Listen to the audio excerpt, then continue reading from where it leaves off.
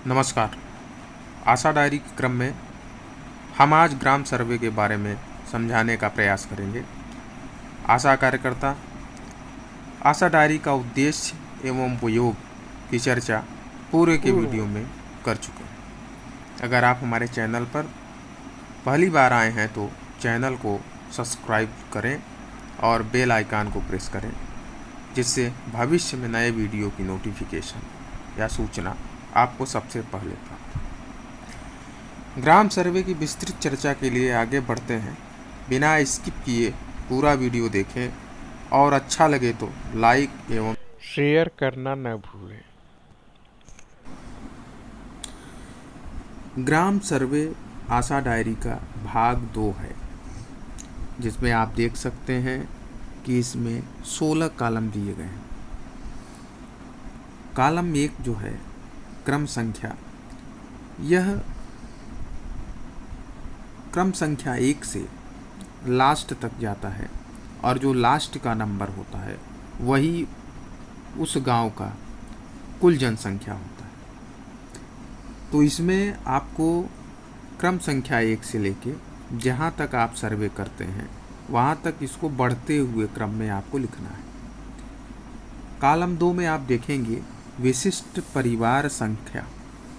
तो यह परिवार संख्या गांव में जितने चूल्हे हैं, मान लीजिए एक परिवार है जिसके घर में 4 चूल्हे हैं, तो आप उसको एक विशिष्ट परिवार संख्या देंगे। मतलब 1 2 3 4, वहाँ पे 4 विशिष्ट परिवार होंगे।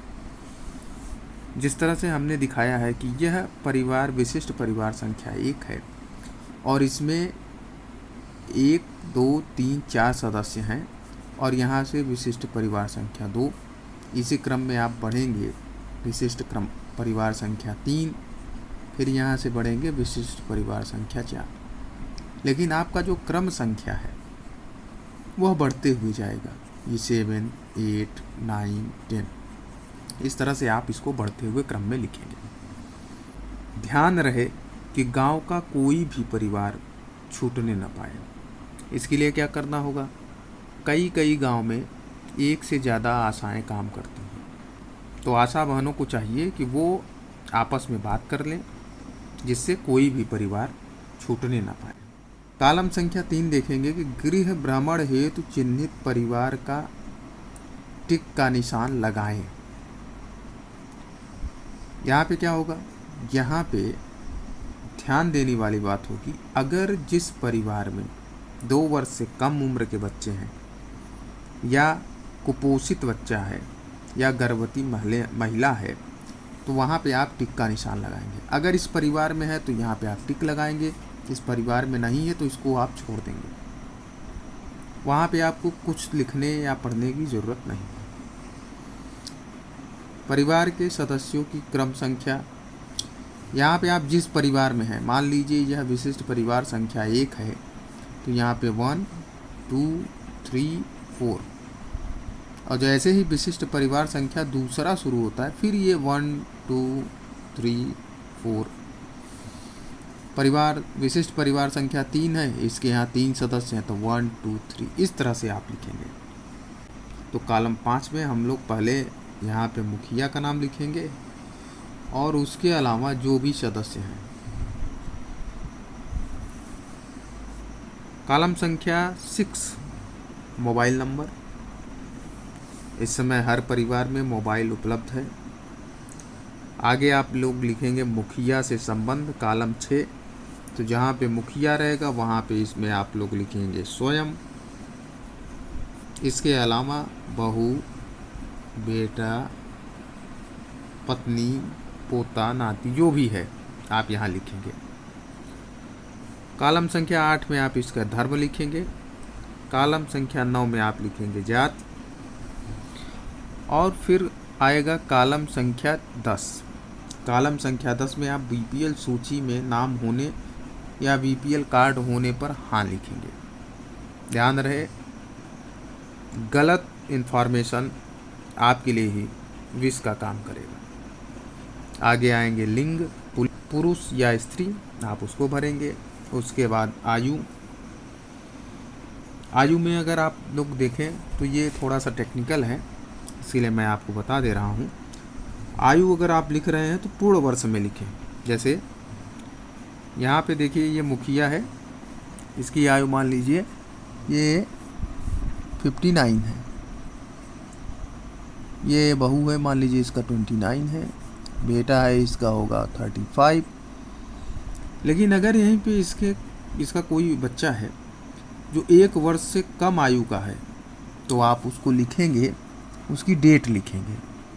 जैसे मान लीजिए 1 जनवरी 2022।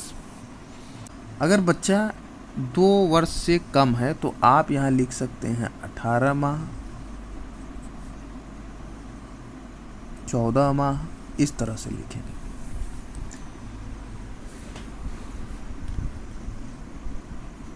इसके बाद वैवाहिक स्थिति लिखेंगे कॉलम संख्या 13 में, और 14 में लिखेंगे शैक्षिक योग्यता। इसके बाद आता है 15 शौचालय की उपलब्धता। तो इसमें आपको सीधे सीधे लिखा है 1 अगर लिखेंगे तो सेप्टिक टैंक, सोख्ता गड्ढा वाला शौचालय तो 2 लिखेंगे, खुला शौचालय है तो 3 लिखेंगे। तो इसके लिए जैसे मान लीजिए ज़्यादातर सेप्टिक टैंक होता है तो आप यहाँ पे 1 करेंगे। इसके बाद कॉलम 16 है पीने के पानी का स्रोत।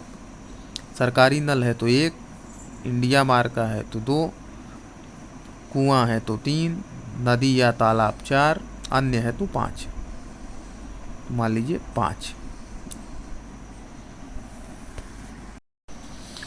आशा डायरी भरते समय कुछ विशेष बिंदुओं और सावधानियों के बारे में हम चर्चा करेंगे।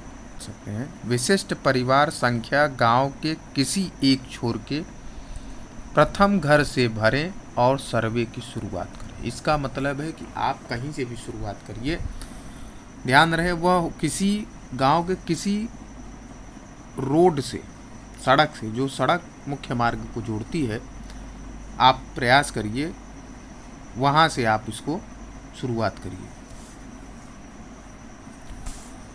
सर्वे क्रमशः एक घर के बाद दूसरे घर का करें, न कि इस घर के बाद 5 या फिर दूसरे घर का। इसका मतलब है कि आप सर्वे अगर कर रही हैं तो किसी भी घर को स्किप न करें, छोड़िए ना। जो भी आप बनाई है उसी अनुसार क्रम से चलते हुए आप सर्वे करिए।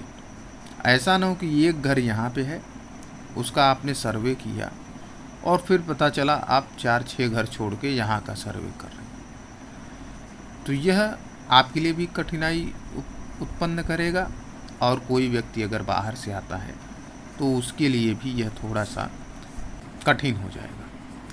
सर्वे में मुखिया का मोबाइल नंबर अवश्य भरें, क्योंकि लगभग हर परिवार के पास मोबाइल उपलब्ध है। सर्वे के दौरान सभी जानकारी सही भरें। अपने अंदाज से भरने का प्रयास न करें। ऐसा देखने में आया है कि कई आशा वोटर लिस्ट से आशा डायरी को भर देती हैं और वह बाद में गलत हो जाता है।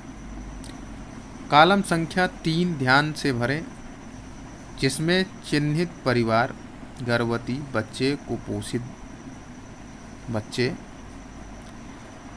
के लिए सही का निशान लगाएं।